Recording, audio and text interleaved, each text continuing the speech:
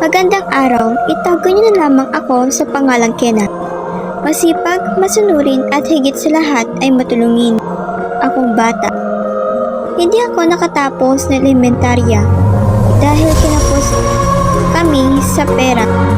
Bata pa lamang ay namulot na ako sa kahirapan ng buhay. Natuto akong maging responsable kaya mas pinili kong sumama sa pagtatrabaho sa bukid upang makatulong kila mama at papa. Sa umpisa mahirap pero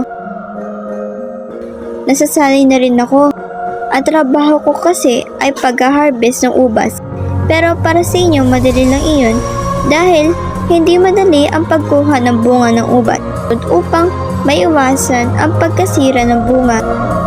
Tinuturo pa ni Mang Ben kung saan dapat puputulin ang tamang tangkay ng ubas para kapag naputol na ito ay hindi na magkakahiwalay pa ang mga bunga nito.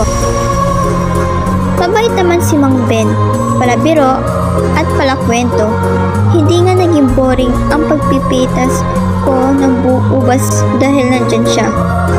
Kaya sa tuwing papasok ako sa trabaho ay nasasabik ako kung ano ang bagong ikukwento niya sa akin. Mang Ben, sigaw ko mula dito. Ngumiti siya sa akin at kumaway. Hinihintay lamang niya ang aking pagdating at kinamusta lamang niya ako. Bata pa lamang si Mang Ben nung magsimula siyang magtrabaho dito. Hindi pa raw ito ganito kalaki ang sakahan. 1 hektarya pa lamang iyon at kakaunti pa raw ang mga magsasaka. Kabilang na roon ang kaibigan niya si Rico. Kasama raw niya iyon sa pagpasok at pag-uwi. Hanggang isang araw ay umuwi ito na hindi kasama ang kaibigan dahil maaga pa lang ay nagpaalam na ito na may kikita. Kilala ko si Rico, masyadong torpe sa mga babae iyon. Kaya nga kahit nasa tamang gulang na kami ay wala pa rin siyang nakakarelasyon. Kinabukasan pinag-uusapan namin ang tungkol sa babaeng kinita ni Rico. Rita daw ang pangalan ng babae. Sexy, maganda at mabait daw ito. Noong una hindi ako naniwala dahil hindi ko pa nakikita yung babae. Pero sabi niya malapit lang ang bahay ni Rita mula sa sinasaka namin. Lumipas ang mga araw ay may napapansin siyang kakaiba sa kanyang kaibigan. Palagi raw ito nakatulala at madalas ay nagsasalitang mag-isa. Pati itong tinatanong kung sino ang kinakausap. Sabi niya si Rita daw.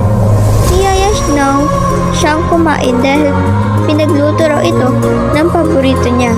Hindi siya pumayag dahil nagtatrabaho pa daw ito. Sabi ko naman na wala siyang kausap at talong walang babae ang kumakausap sa kanya. Hindi ito naniwala dahil malinaw na nakita ng dalawang mata niya na pumunta roon.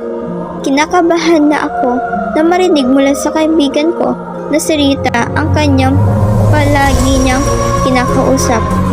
Kaya sinabihan ko siya na pumunta na. Napangiti lamang si Rico at nasabik na ay pasukal ang dinadaanan namin. Rico, tama ba ang dinadaanan natin? Baka naliligaw na tayo. Wala itong tugon at patuloy lamang ito